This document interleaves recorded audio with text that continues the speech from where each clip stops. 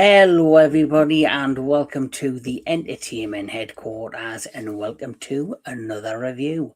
And the review I'm about to look at is for the brand new biopic of none other than Michael Jackson. That's right, his new biopic movie. And I wasn't sure if I was going to do a review of this or not, but today has been quite a pleasant day. This is a film that I went to see earlier on with my beloved mother.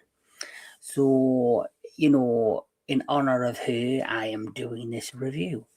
So, going to Michael Jackson, I was born in 1983. So, his music has been a huge part of my childhood. Everybody knows his big hits. He was, the king of pop for many, many years. And of course, he has had quite a bit of controversy surrounding him and his career. And, some people, believe in all the things that went down, and there's a lot of people that are, staying strong and are supporting him all the way through, and are going to continue to be dedicated Michael Jackson fans. Me, I've never really looked into it, and I don't really, think much about it. I generally just like the music he produced, and that's all I can really say. But this film skips over any of that and is primarily focused on his younger years, and is focused on when he's first discovered, or the Jackson Fives are first discovered, his relationship with his father, his relationship with his siblings, and basically how he kind of becomes the star that he becomes, and he kind of breaks away to become the huge solo megastar that we all eventually got to know and love. So to talk about it, let's get cracking. And so Michael is a 2026 biographical film directed by Anthony Farquhar and written by John Logan. It follows the life of American singer Michael Jackson, covering his involvement in the Jacksons 5 in the 1960s to the Bad Tour in the late 1980s. Jackson is portrayed by his nephew Jafar Jackson, and as a child by Giuliano Cruz-Valdi, both in their film debuts. The supporting cast includes Nina Long, Kaylin Durrell-Jones, Laura Harrier, Jessica Sulla, Mike Myers, Miles Teller, and Coleman Domingo. So quite a strong cast in this particular movie. And the one thing I have to give a huge credit to and huge praise to is this young man. That's right, this young man, and there is a picture of the actor and a picture of young Michael Jackson. This is Giuliano Cruz-Valdi. Now, he plays the young Michael Jackson, who we meet up in the early era of the 1960s with his siblings, and they form, of course, the Jackson Five. And the Jackson Five, as you know, became a huge success.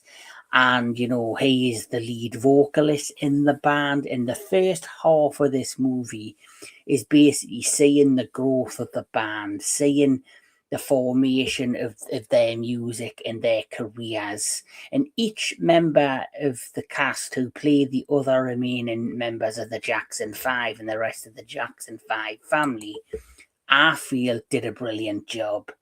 Outside of that young, talented man, obviously leading into his older years, you are introduced to his father, Joe Jackson, who has a bit of controversy around himself. There's lots of stories and allegations of how much of a brutal, tough father he was on Michael Jackson and his siblings, and he pushed very hard for them in their careers. And this film generally shows you a mixture of all that together. His behaviour and kind of, his control over the siblings and Michael Jackson in his early onset career. And then, of course, you do have his mother in this, who was played, I think she is Nina Long, who played the mother. She, for me, was fantastic as his mother. And you see, like, the parallels of the two parents there, one loving, one tough. And it really sets the tone of the early era and the early years of Michael Jackson and who he was, and slowly putting the bricks together of who he would become. And then later on in the next few, half of the movie, the next second half of the movie, you have Jafar Jackson, who, of course, plays Michael Jackson in his later years beyond the talent of that younger actor. And, both those actors, as I said before, Jafar Jackson and Giuliano Cruz-Valdi, this was their acting debut, and I generally feel they both did a very great representation and did a really, justifiable job of representing Michael Jackson. The entire choreography and performances that are shown on screen by the young actor and the older actor, Jafar, and the younger actor were just fantastic. They really captured every musical number. They really put the full 100% of who they were into their performances as Michael Jackson. The energy, the entire, studying that they would have had to do from movement to facial mannerisms to the voice to the facial expressions to the way he walked, to the way he turned and flipped. They were just brilliant. They were brilliant. And this film for me is a decent enough biography of the early years of Michael Jackson. It starts off, like we see, in the 1960s and it ends at Wembley Stadium in the 1980s. And it's on the cusp of probably his biggest tour, his biggest impact. And it doesn't go beyond that point. And obviously beyond that point, beyond that tour, and beyond that performance in Wembley Stadium is slowly where the controversy started to hit and things began to, spread and rumours. So it avoids all that. It really just wants to show Michael Jackson from his early eras to the beginning of his massive solo career and really show him in the most positive light. And for the most part, it absolutely does that. And every actor in this film did each of their roles justice. I think Coleman Domingo, who played Joe Jackson, the father, he really, really did a fantastic job. I was really impressed with what he did with this character, with this person who he's portraying. I thought he did a fantastic job. Another thing I'll give props to in this film, beyond the two young leads, in the adult lead of the actor and the actress who plays his parents, is the set design in the costuming in this movie is true to life, true to really bringing Michael Jackson alive. So there's just an image of different, side to side images of the actor Jafar Jackson and the real Michael Jackson, and just amazing what they were able to do with prosthetics and costume lighting. And obviously one of the best numbers in this movie is, of course, the Thriller number. It was just phenomenal how they recreated elements of this scene in that music video in this film. And of course, when you go to see a musical biopic, it's not just about telling the backstory of these people, these real life musicians and singers. It's also about recreating their music and the feel that you may have once felt when you seen or heard a song from a particular performer. And I generally feel on that level, they achieved what they wanted to achieve. And so far, Michael 2026 is the most successful biopic ever made. It's taken the box office by storm. It's, really, really, doing fantastically well.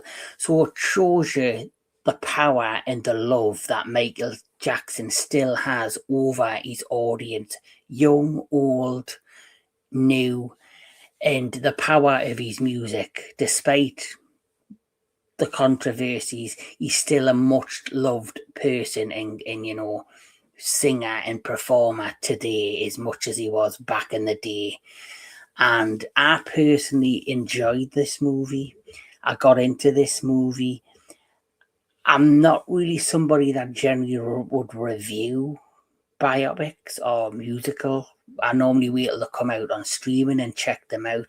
But as much as I enjoyed the musical numbers and much as I like how they kind of showed his life from the 1960s to the early 1980s, I do feel like they held back a bit on showing us the full extent of his relationship with some of the other individuals that are featured throughout the course of this movie. I feel as like, we knew he had a rough upbringing with his father, and we knew like kind of the control, and we knew kind of like the elements between him and Joe Jackson, and they do show us it to a certain extent, but I think they could have went deeper with it.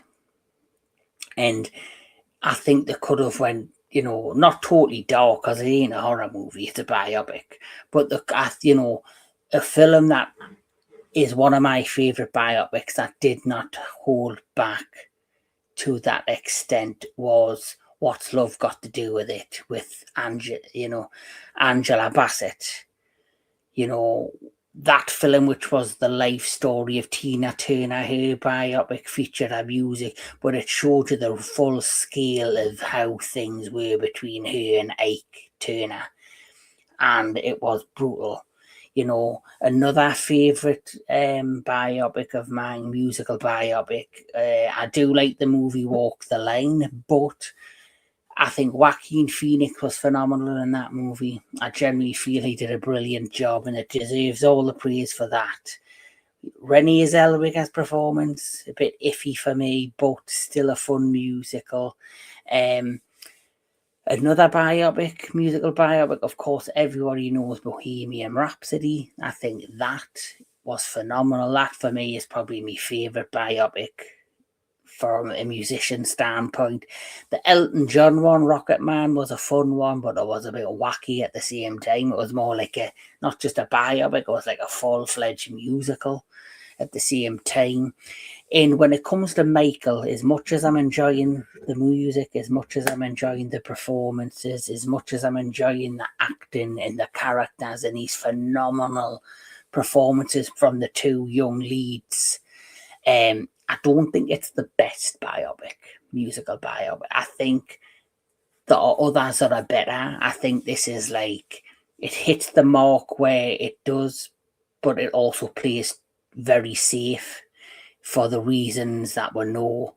And I think because it played it safe and it was frightened to maybe take the odd risk on showing Michael slightly in a negative light or trying to overprotect him, I don't know if this film has missed a huge opportunity. Because as much as we love him, as much as we love his music, you have to be real. This is real life.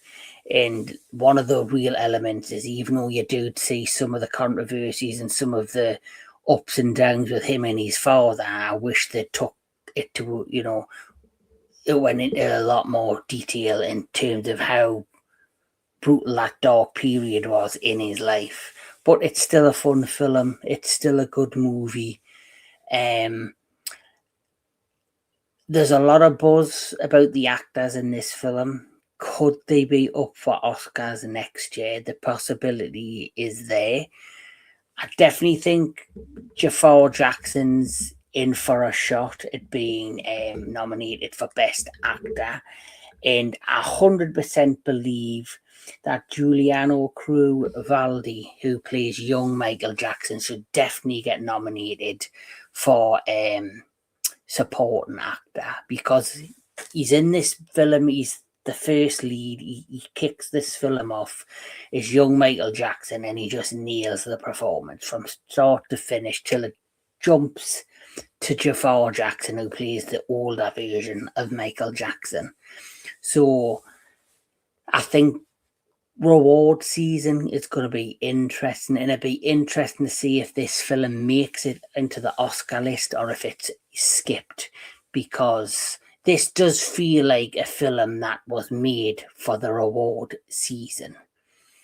And so it'll be interesting to see if it does make it or doesn't make it. But in all, it's a decent biopic. It's a decent musical biopic. It's not my favourite, but it does what it set out to do, which was to showcase Michael Jackson in the best possible light, in the most, from the early days where he started out to the bad tour, where he went on to have even more success on probably one of his biggest tours and biggest, successes of his career, that tour, which, this film ends at Wembley Stadium right here in the UK. But it also feels as if, because of the way it ended, could there be a part two? Would the Jackson estate be willing to pull the trigger and allow them to do a part two, which shows the other sides and the other elements that followed after the good part of his life in his early career? Would they be willing to showcase the controversies? Would they be willing to showcase those darker times in his life, which was true to life, which is what happened with Michael Jackson? Or are they quite content at just leaving it as it is and just showing Michael Jackson as the king of pop in his best way, in his best elements, and just leaving it at that? And I generally feel that is how this will go. As much as I think there will be people thinking, well, where's part two? Where's Michael part two, where everything else transpired? But I generally feel this was made for the Michael Jackson fans that just want a great representation of the king of pop and the person that they admired and have enjoyed and have stayed true fans of all of his career, all of his life. If I'm going to rate Michael, I'm going to rate this a 7 out of 10. Like I say, it's not my favourite musical biopic. I think my favourite is definitely Bohemian Rhapsody. I do like Walk the Line. Probably one of my favourites, of course, I mentioned it earlier, is definitely What's Love Got to Do with It, with Angela Bassett, because I love Tina Turner. I think she's phenomenal. She was one of me grandmother's favourite singers, and she actually, when Tina Turner performed in Gated, which is not far from where I live in Newcastle, she actually went to see her at Gated Stadium, and I could remember visions of me on my bike as a little kid, pedaling around my street and just sharing this woman's voice, just hollowing out this song, and it was Tina Turner. So good memories of Tina Turner and good memories with my family. But yes, Michael, 7 out of 10. Good film, does what's written on the tin. It's there to show Michael in his best light, and the acting and the actors did a tremendous job at representing the characters and the people that they were playing and portraying. But let me know in the comments below what you thought of Michael. What do you think of the movie? Did it hit the mark? Did it miss? Was it a movie you enjoyed? Was it a movie that you didn't enjoy? Let me know. But like I always say, keep on enjoying your movies, keep on enjoying all things entertainment, and I'll catch us all at the next one.